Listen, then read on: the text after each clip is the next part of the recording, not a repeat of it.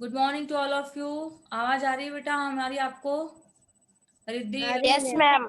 हाँ, screen share हो रही है ना? हाँ मैम। Yes ma'am. ओके दोस्तों, हमने अब तक जो दो कहानियां पढ़ी, क्या उसके संदर्भ में किसी को कोई सवाल तो नहीं है?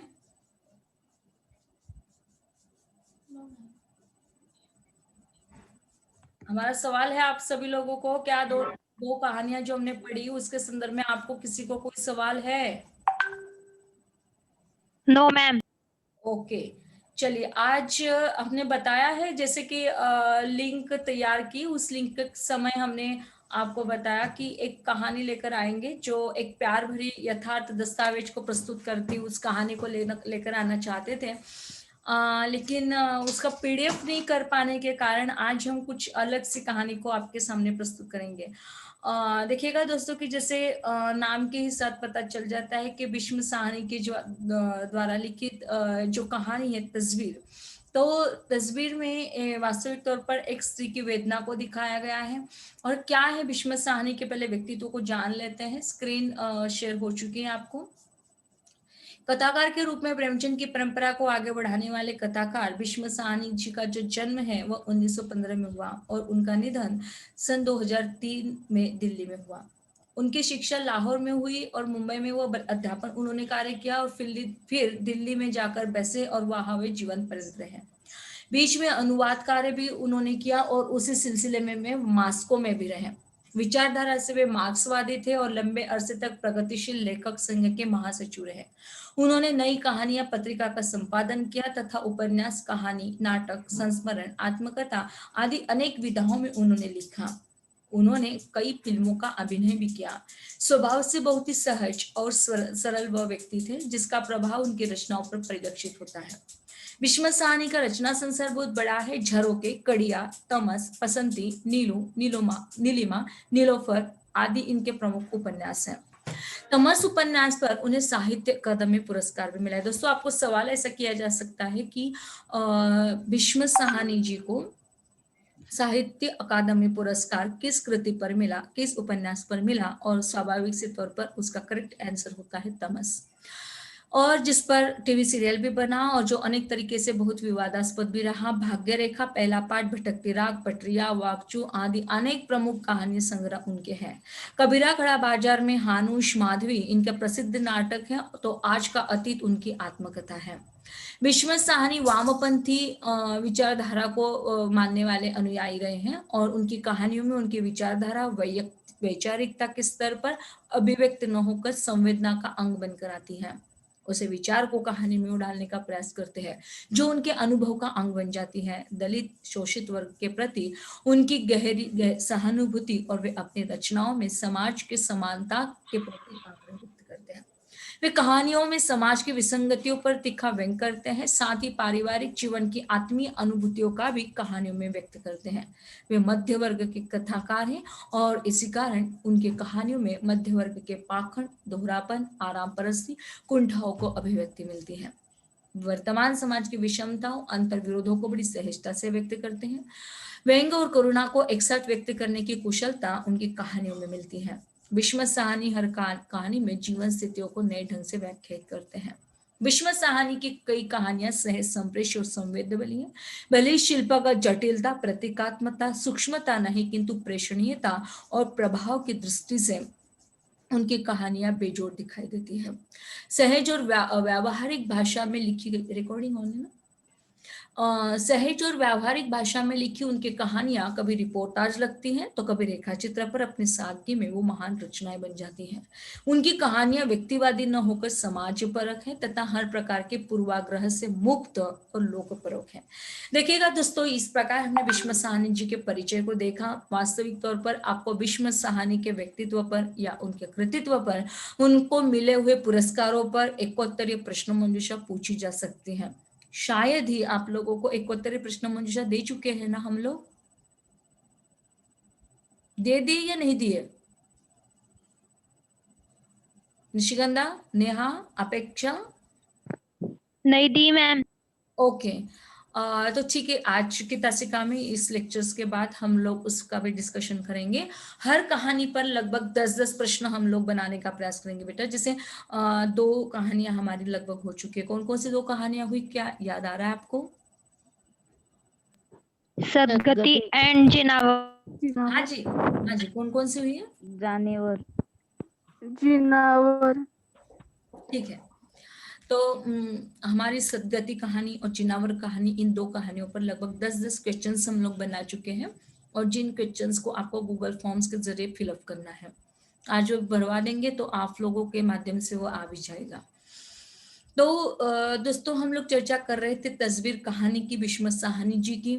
बिस्मत साहनी ने कौन कौन से साहित्यिक पुरस्कारों को प्राप्त किया, किस प्रकार का उनका वक्तृत्व है, किस प्रकार से उन्होंने लिखा हुआ है, इन सब पर चर्चा कर चुके। अब हम लोग चलते हैं उनकी सुविख्यात कहानी तस्वीर। तस्वीर कहानी में बिस्मत साहनी ने एक स्त्री की वेदना को अभिव्यक्ति दी, जिसके पति का देहांत हो चुका है। उसके समझ बच्चों को पालने की समझ, जैसे ही हम सभी लोगों को पता है बेटा कि हमारी भारतीय जो संस्कृति है, तो भारतीय संस्कृति में पति को परमेश्वर के रूप में माना जाता है, पति के घर को अपना माना जाता है ना। और जब पति नहीं रहता तो बच्चों की परवरिश करना यह नारी का उत्तरदायित्व कहलाता है। और उसी के अनुरूप हमारी इस कहानी की जो नायिका है, स्त्री जब उभर कर आती है तो वह पति की मृत्यु के अपराध, बच्चों की समस्या को, बच्चों के पालने की समस्या को लेकर हमारे सामने आती है। यह स्त्री अपने पति से रागात्मक रूप से इतनी जुड़ी थी कि अपने व्यक्तित्व को पति में ही तिरोहित कर चुकी है। और इसी कारण घर खर्च में उसका जो ससुर है, जब घर की चीजों को बेच देता है तो उसका मन भीतर ही भीतर टिसता रहता है। वो अपने सामने पति की तस्वीर रखती है जिसमें वो मुस्कुरा रहा है, वैसे ही जैसे वह स्त्री की किसी बात पर असंतुष्ट होकर मुस्कुराया करता था। और इसीलिए पत्नी को लगता है कि मरकर भी उसका पति उसके सामने से हटा नहीं है। और उसके ससुर का क्रूर व्यवहार देखिए ना, कि जब हम पति के घर पर रहते हैं और हर कोई बात जो है, तो ससुर से तात्पर्य कि उनका क्रूर व्यवहार जो होता है, तो उनका क्रूर व्यवहार, बच्चों की जिद और तस्वीर में उस पति का मुस्कुराना, तो स्वाभाविक सी बात है कि इस तस्वीर को वो अपने कमरे से हटाना नहीं चाहती, क्योंकि एक अटैचमेंट होता है हर व्यक्ति का हर एक व्यक्ति के साथ। और लेकिन वो अंदर से बहुत ही कमजोर हो चुकी हैं, और तस्वीर को अपने कमरे से हटाना चाहती भी है, पर अंदर से वह कमजोर होने के कारण तस्वीर को कमरे से नहीं हटा सकती, क्योंकि उसकी आसक्ति अपने पति के प्रति गहरी है।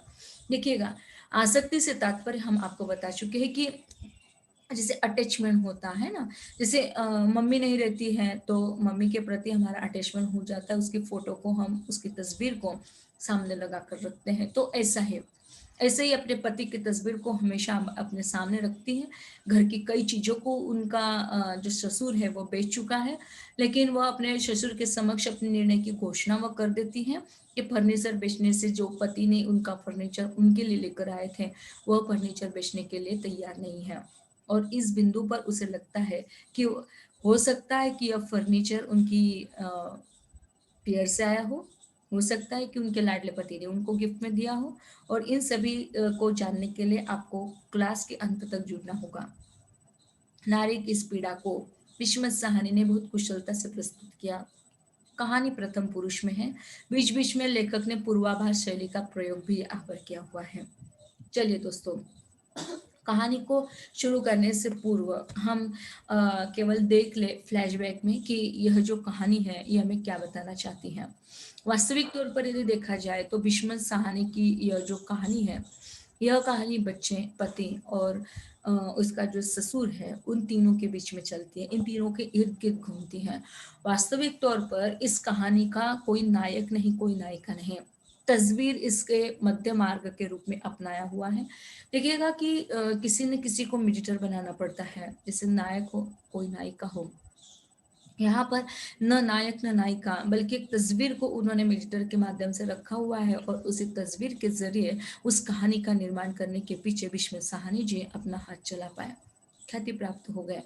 तो इस प्रकार से भीष्म साहनी के द्वारा रचित यह कहानी, तस्वीर और उस कहानी का कथानक हम इन शॉर्ट में पार्श्वभूमि के माध्यम से आपको बता चुके हैं। क्या आपको यहाँ तक समझ में आया? आपकी आज्ञा हो तो हम लोग आगे बढ़े। हाँ मैम। Yes ma'am. अंकिता नहीं जुड़ी क्या आज? यस मैम, मैं तो हूँ।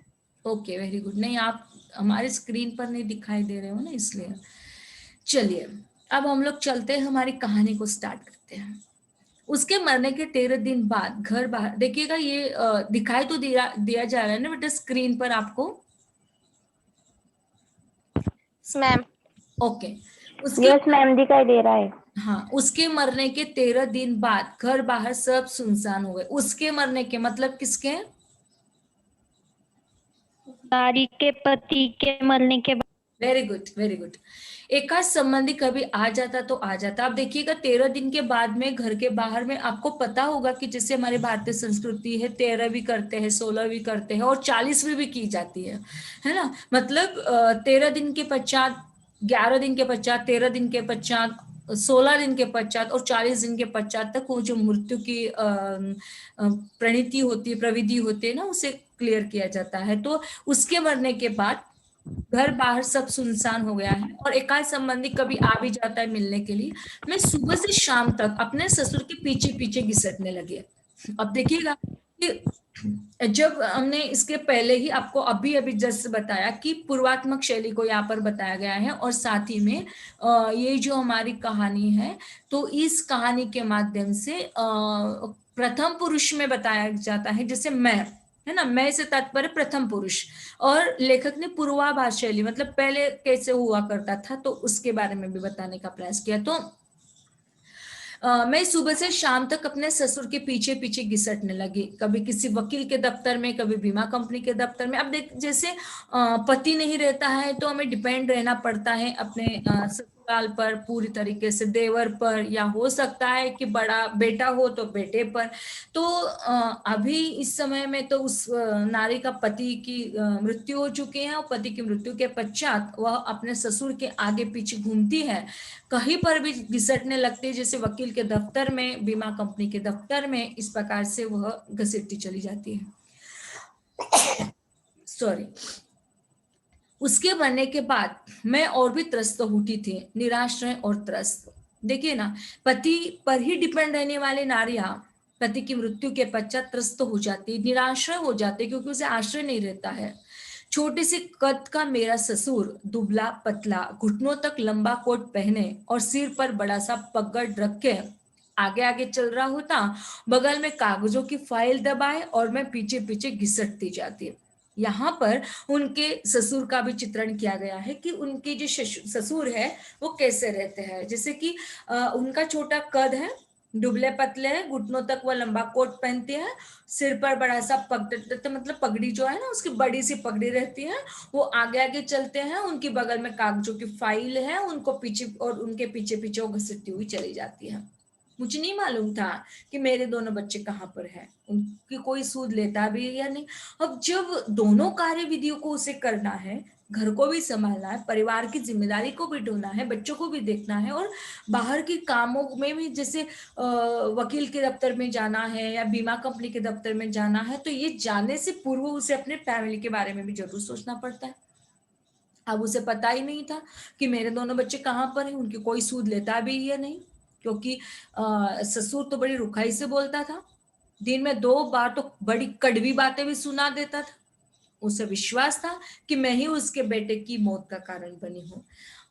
दोस्तों, जीवन की वास्तविकता तो यही कहलाती है कि गले में आने वाला मंगलसूत्र और अपने बाल पर लगाया हुआ जो कुमकुम होता है, वह एक सौभाग्य की निशानी होती है। लेकिन उस सौभाग्य को यदि किसी कारणवश यदि वह सौभाग्य नहीं रहता है, पति की मृत्यु हो जाती है, तो कहीं ना कहीं उस नारी को ही जिम्मेदार रखा जाता है। पता नहीं क्यों, लेकिन ये जिंदगी की वास्तविकता है बेटा, रियलिटी है।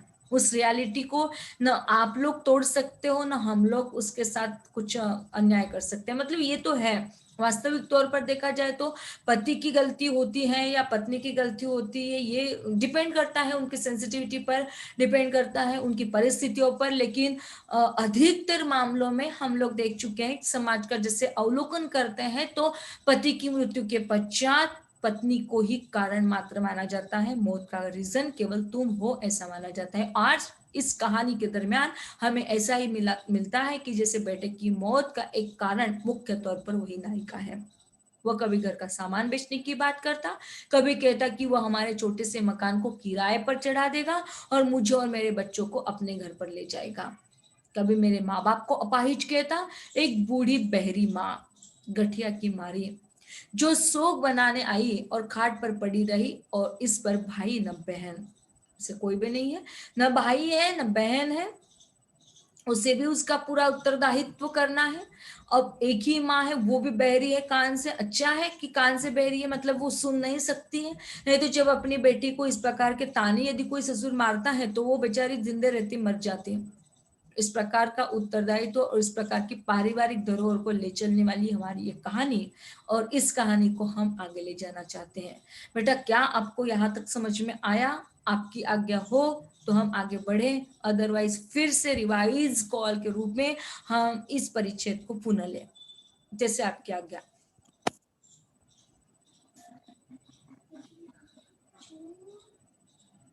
रिकॉर्डिंग तो नहीं हुई?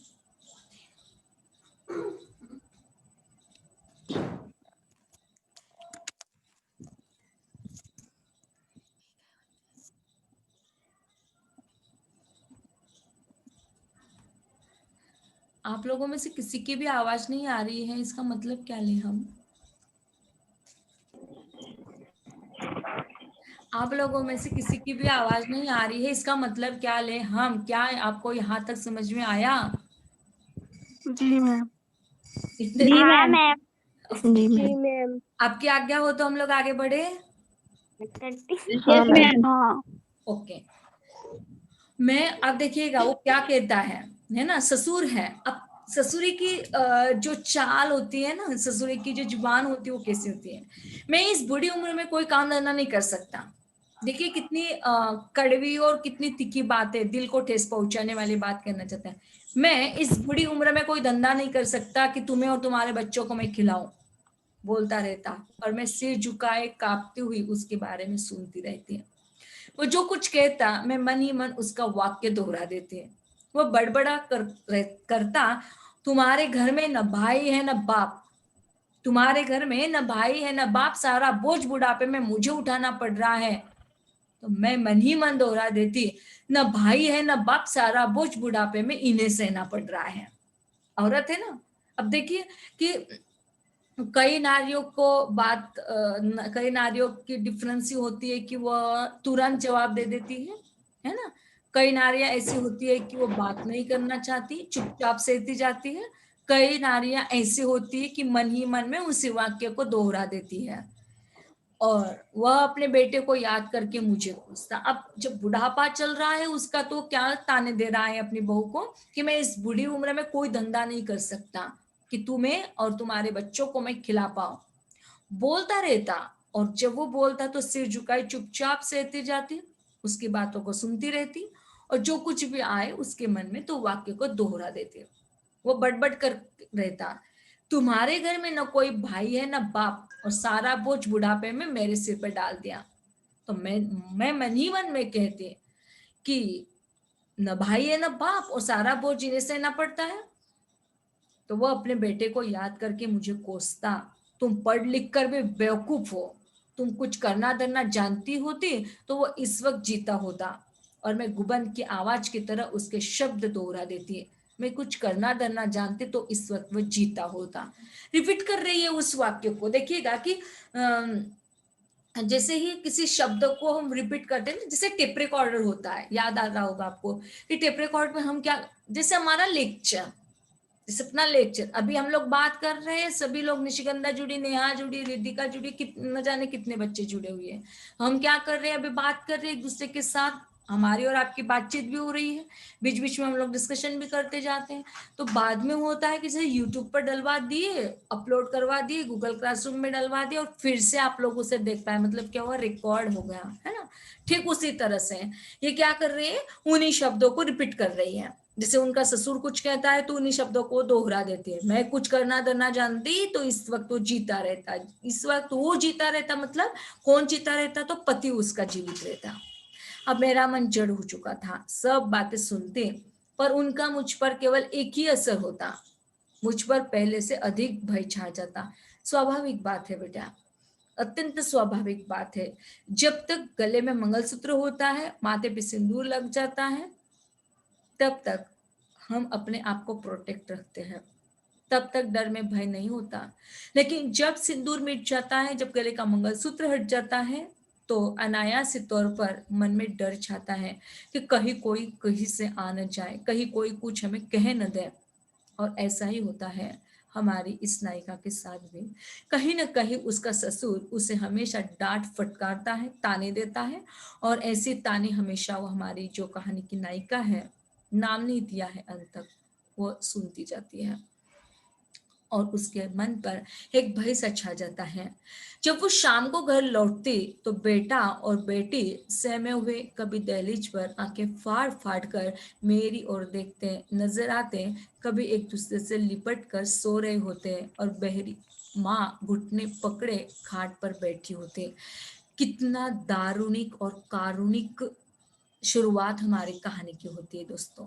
देखिए ना, मतलब बच्चे हैं तो क्या आप लोगों से सवाल हम करते हैं, आप में से कितने ऐसी बच्चियां हैं जो अपनी माँ से प्यार करती हैं? हर चीज आप आपके मम्मी के साथ शेयर करते हो?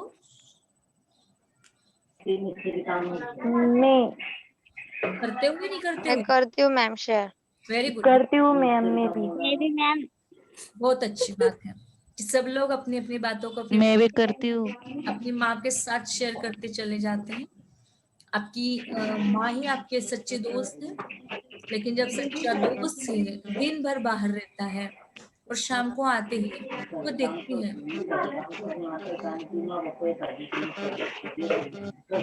प्लीज आप अपना माइक ऑफ कर दीजिएगा। किसी का माइक ऑन है तो आवाज बड़ी तेजी से आ रही है। ओके।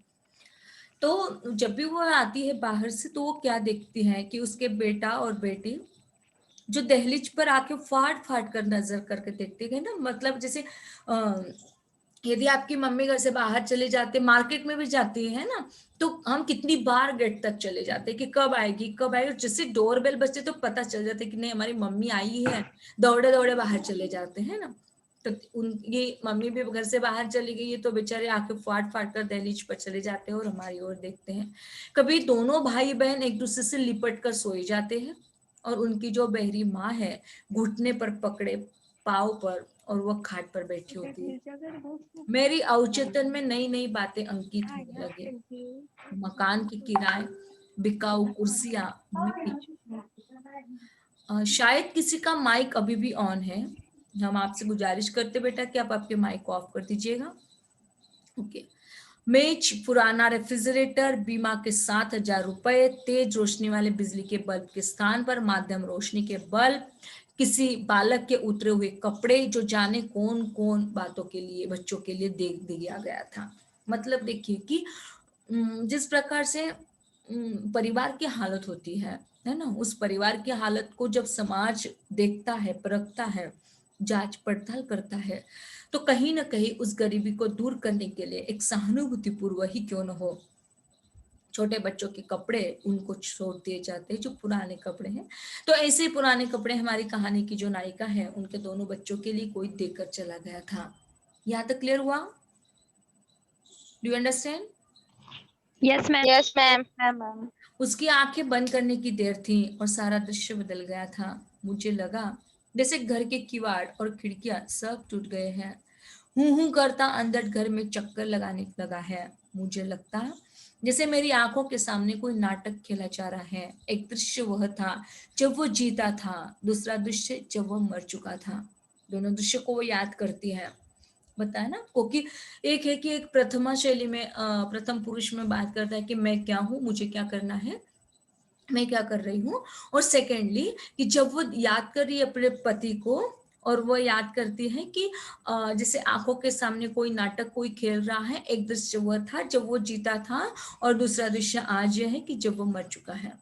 एक दृश्य के बाद दूसरा बदला तो पहला दृश्य झूठ पड़ गया, सपने की तरह झूठा, पर असंगत शायद कुछ भी न था। दोनों दृश्य अंदर से सुना इस दोनों दृश्य अंदर से ही कहीं जुड़े हुए थे। धीरे धीरे मैं अपनी नई स्थिति को पहचानने लगी।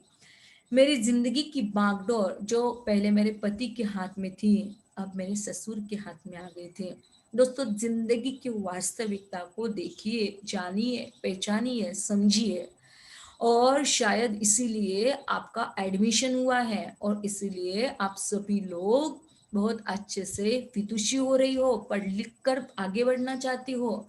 नहीं तो जैसे जिंदगी आम समाज के रूप में हम लोग देखते हैं कि आज भी कई तमाम ऐसी प्रकार की नारियां हैं जो उन नारियों को प्रताड़ित किया जाता है, व्यथित किया जाता है, त्रसित किया जाता है। तो दोस्तों, इन सभी चीजों से हमें याद रखना है कि कहीं ना कहीं जब हम एजुकेटेड फील्ड में चले जाते हैं, जब हम शिक्षित हो जाते हैं, तो हम फंसते नहीं हैं, हमें कोई फंसाता नहीं है। और भले ही बागडोर ससुर के हाथ में चले जाए, लेकिन कम से कम हम अपने बच्चों के लिए, बच्चों के हक के लिए, बच्चों के अधिकार के लिए हम लोग अपना उत्तरदायित्व निभा सकते हैं। तो जो बागडोर पहले पति के हाथों में थी, वही अब उसकी बागडोर ससुर के हाथों में चली गई। और जिस बाती मेरा पति मुझे हाका करता था, ठीक उसी प्रकार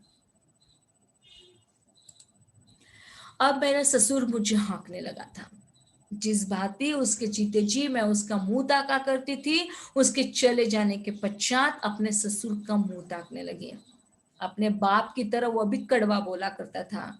एक ही छत के नीचे रहते हुए हम कम से कम एक दूसरे से कोसों दूर थे और दिन प्रतिदिन दूर होते जा रहे थे। मैं नहीं जानती थी उसने मुझे कभी प्रेम किया था या नहीं। प्रेम शब्द का इतना बेतुका और निरर्थक जान पड़ता है। देखिए ना, अब हम लोग चलते हैं दोस्तों कि जैसे वो हमारे घर की औरत, अब उसका पति जिसकी मृत्यु हो चुकी है, और पति की मृत्यु के पश्चात उसने पूरी बागडोर अपने ससुर के हाथों में थमा दी।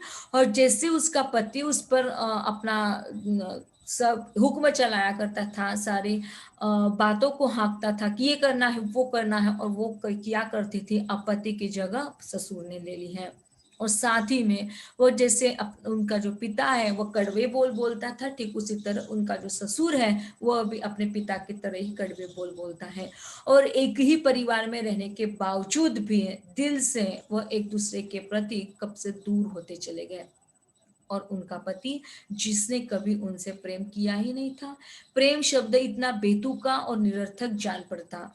और इन बेतुके क्या प्रेम ये शब्द बेतुका और निरर्थक है? क्या आप लोग इस वाक्य से सहमति प्रदान कर रहे हो?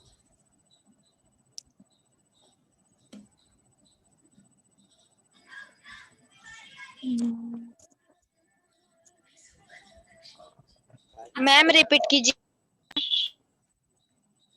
अपने बाप की तरह वो भी कड़वा बोला करता था। एक ही छत के नीचे रहते हुए हम एक दूसरे से कोसों दूर थे और दिन प्रतिदिन दूर होते जा रहे थे। पति की बात कर रही है। मैं नहीं जानती उसने मुझे कभी प्रेम किया था या नहीं। प्रेम शब्द ही इतना बेतुका और निरर्थक जान पड़ता है। इस वाक्य का अर्थ मुझे समझ में नहीं आ रहा है। आप लोगों में से कोई विद्वान हो तो मुझे समझा दो प्लीज, आई रिक्वेस्ट यू। आगे के सारे सूत्र मैं मेरे ऑडियंस को देना चाहती हूँ, मेरे प्यारे तथा चुलबुले दोस्तों के हाथों में सौंपना चाहती हूँ कि मुझे वाक्य समझ में नहीं आया है, प्लीज उसे बता दीजिए। उस नारी का जो ससुर था वो बहुत ही कड़वे बोल बोलता था, और उसमें जो सास और ससुर और बहू का जो रिश्ता था वो रिश्ता बहुत ही टूट जाने सा पड़ता था, इसलिए यह वाक्य उस अर्थ से है। बेटा क्या आप इनकी निशिगंधा जी ने बात कही तो क्या आप इनकी बातों को एक्सेप्टेशन दे रहे हो? क्या इस वाक्य से आप सभी लोग सहमति प्रदान कर रहे हो?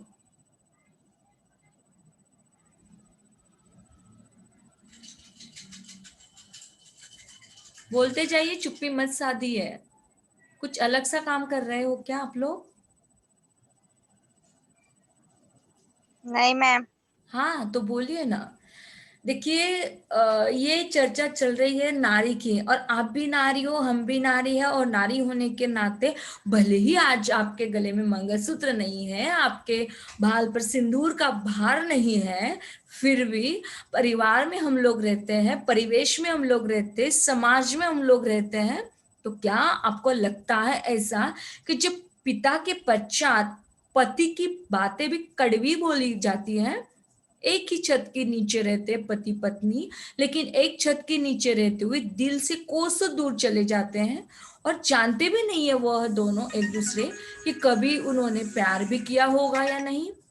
प्रेम शब्द इतना बेतुका और निरर्थक जान पड़ता है। तो हमारा सवाल आप सभी लोगों से यह है कि क्या ये वाक्य से आप सभी लोग एक्सेप्टेशन दे रहे हो? Yes ma'am. Yes, very good. देखिए बेटा, ये वाक्य ससुर के प्रति नहीं है, पहली चीज तो ये निशिगंधा जी हम आपको समझाना चाहते हैं। तो ये वाक्य जो दिया गया है वो अपने पति के लिए दिया है ना? मतलब जैसे वो पति की ओर देखती है तो अपने पिता के जैसे, जैसे उन्होंने अपने पिता को देखा था, पिता हमेशा कड़वे बोलते हैं। ध्यान में रखिएगा कि पिता के कड़वे बोल कैसे होते हैं। तो पिता एक नीम के पेड़ के जैसे होते हैं, ऊपर से कड़वे बोलते हैं।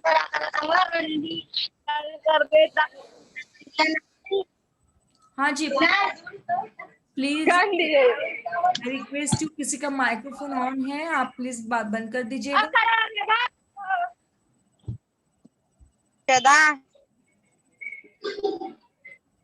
हाँ हाँ जी, तो जैसे हम लोग बात कर रहे थे कि अपने पिता बहुत कड़वे शब्द बोलते हैं, तो पिता का जो दायरा होता है अपने परिवार में वो अत्यंत महत्वपूर्ण होता है। पिता एक कड़वे नीम के पेड़ की तरह होते हैं। नीम के पत्ते भले ही कड़वे हो, लेकिन वो औषधि के रूप में माना जाता है ना। तो पिता के कड़वे बोल को दिल में बिल्कुल ठेस की तरह मत लीजिएगा। उनमें संस्कार होते हैं, उनके संस्कारों को आप सभी लोगों को आत्मसात करना आना चाहिए, है ना। पिता एक नारियल की भांति होते हैं, जैसे बाहर से बहुत ही कठोर होते हैं और अंदर से उतने मुलायम होते हैं और मीठे होते हैं, है ना। तो दो चीजें आपको बताई, लेकिन हर पिता का उत्तरदायित्व अलग होता है। यहाँ पर जैसे ही उस नायिका के पिता कड़वे बोल बोलते थे, ठीक उसी तरह उनका जो पति है वह भी पति कड़वे बोल बोलता था। एक ही छत के नीचे रहते हुए हम एक दूसरे से कोसों दूर थे और दिन प्रतिदिन दूर होते जा रहे थे। मैं नहीं जानती कि उसने मुझे कभी प्रेम किया भी था या नहीं। प्रेम शब्द इतना बेतुका और निरर्थक जान पड़ता है। दोस्तों, कई समाज की तमाम ऐसी औरतों के एग्जाम्पल हम सभी के साथ प्रस्तुत करते हैं कि जिन नारियों ने इस प्रकार के समस्याओं को आज भी उलझती चली जाती है।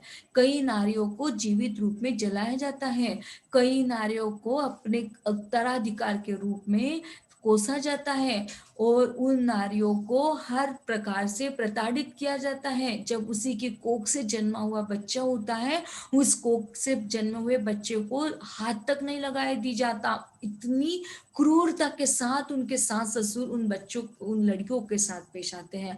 और इसी मानसिकता के द्वंद्व को, स्त्री की संवेदनाओं को यहाँ पर भीष्म साहनी जी अपने साथ प्रकट करना चाहते हैं। यहाँ तक क्लियर हुआ बेटा? जी मैम। आगे बढ़े।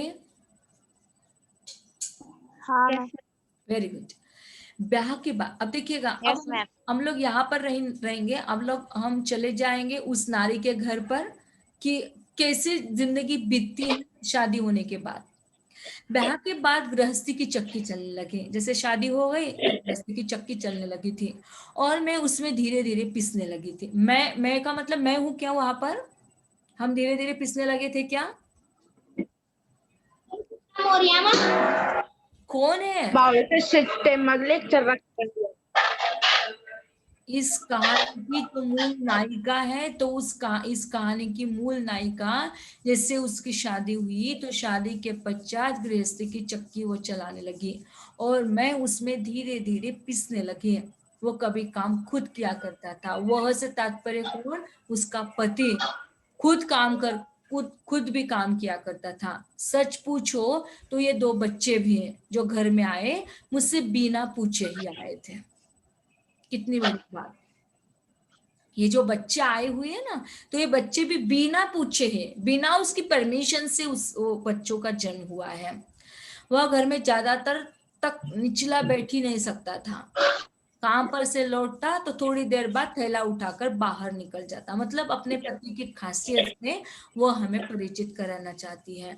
कभी उसका मन आए तो बता देता कहाँ जा रहा है, कब लौटेगा, वरना बाहर निकलने पर उसकी पीठ नजर आती। कभी साइकिल उठाकर किसी और, प्लीज आई रिक्वेस्ट यू, किसी का माइक्रोफोन ऑन है प्लीज ऑफ कर दीजिएगा प्लीज। प्लीज ये डिस्टर्बेंस होता है, फिर डिस्टर्ब हो जाते हैं, हम पढ़ा नहीं पाएंगे, आपको आवाज नहीं आएगी। ओके, तो जैसे ब्याह के पश्चात जैसे उनकी शादी हो जाती है और गृहस्थी की चक्की चलने लगती है, तो उसमें वो धीरे धीरे पिसने लगे। वो अपना काम कभी खुद कर लेता, और सच पूछो तो ये बच्चे भी हैं जो उस घर में